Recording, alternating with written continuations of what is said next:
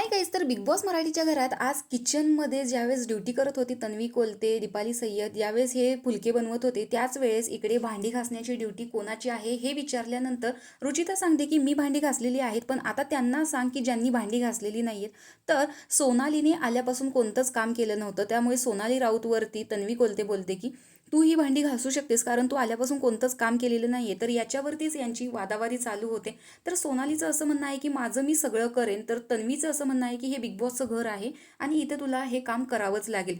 पण याच्यावरती दीपाली सय्यद तिला डिफेंड करते की ती तिचं करते, तर ती नाही म्हणते तर ठीक आहे. याच्यावरती तन्वीला राग येतो की तू तिला पाठीशी का घालते. तर दीपालीचं असं म्हणणं असतं की ती तिचं करते म्हणते तर तिचं ती करू दे. पण इथे तन्वी आणि दीपाली यांच्या दोघींमध्येच हे भांडण चालू होतं.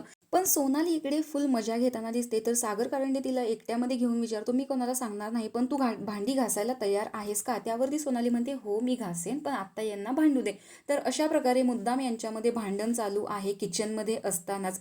तर तुम्हाला याच्यामध्ये दीपाली सय्यद बरोबर वाटते की सोनाली बरोबर वाटते की तन्वी बरोबर वाटते, हे कमेंट बॉक्समध्ये नक्की सांगा. अशाच बिग बॉसच्या नवनवीन अपडेट्स पाहण्यासाठी आपल्या चॅनलला सबस्क्राईब करा. तोपर्यंत बाय.